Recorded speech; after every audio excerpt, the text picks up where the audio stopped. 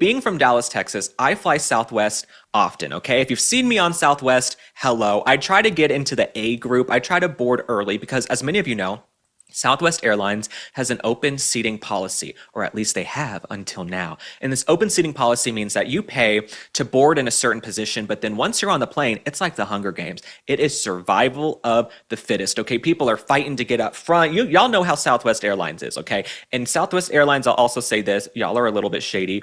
There are about 20 people every time I fly Southwest who are in wheelchairs or who need extra time. And then when we land, okay, when we land the plane in Florida or wherever we've gone to, they get up and they sort of Watusi and waltz off the plane. So I don't know why they needed special boarding to get on, and it's because they know it's first come, first serve on Southwest. So a lot of them are gaming the system. But Southwest is implementing a new policy for those Americans who haven't yet gotten their Ozempic.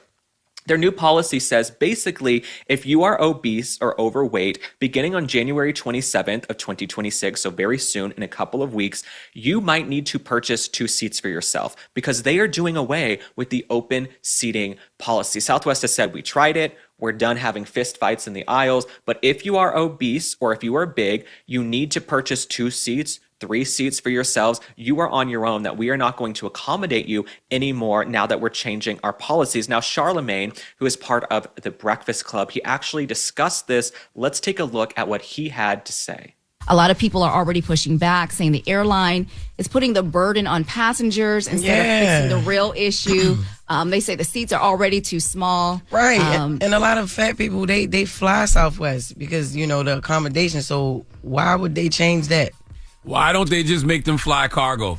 And furthermore, I don't have a problem at all with this, okay? If you are too big for 1 seat, then you just got to buy 2 seats. Don't act like the plane is doing something to you. You know how big you are. But what if you don't got the bread to buy another seat, but you fat? Well, you can't shouldn't have been eating so much bread. You need to stop eating bread. Now, I don't think this is racist or whatever we say about people who are big, sizist, ableist, whatever those liberal words are that they use. I don't think this is offensive whatsoever. If you know you are bigger, you're thick, maybe you're big boned, and you need 2 seats on an airplane, there's no shame in that. But that's on you, right? That is on you. It's not on the airline to accommodate you, especially Southwest. Okay, no offense to Southwest, but it's not some elite airline, okay? So if you know you need more space, you're going to have to do that. And I think some people are upset. They feel like, well, we're bigger, we should get special accommodations. The airline should accommodate us, but that is just not borne out in reality, right? Because there's no way the airlines can accommodate that many people. If you buy 1 seat and you actually need 2, or you need the whole row or the whole plane, how are they supposed to even know that before you show up? Because you're not putting your height and your weight and your BMI when you purchase a ticket, so they don't know. They have no clue. And so it is on you. The onus is on the purchaser of the ticket, the person traveling, the passenger, to buy 2 seats if they need. I don't think this is bad. I think it might be incentive for some folks to get active, to get healthy, maybe not take that, 3rd trip to the fridge for another piece of pie. Guilty sometimes. But I do think this is a necessary change. If Southwest is going away with their open seat policy, people are going to have to be more proactive and ask themselves and maybe measure how big the seats are, and then, get a measuring tape out at home and see, okay, am I going to fit into the seat? But I want to hear from you guys, okay? Drop a comment. Tell me if you approve of this seating policy. Do you think Southwest, do you think they're being jerks? Are they being assholes to say you might need to purchase 2 seats? I don't think so. And I love people of all different shapes, sizes, and persuasions. If you're big, you're small, I don't care. But if you're traveling, you got to take care of yourself. Ever read the label on a typical bag of chips? It's often a science experiment of seed oils, MSG, artificial dyes, and mystery ingredients.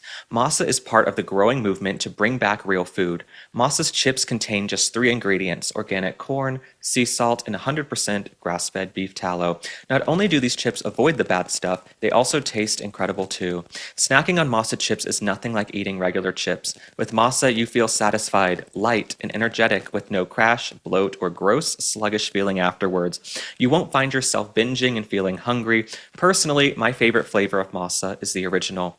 If you love Masa, then you'll love Vandy Crisps. Vandy, Massa's sister company, makes the most delicious 3-ingredient potato chips I've ever had.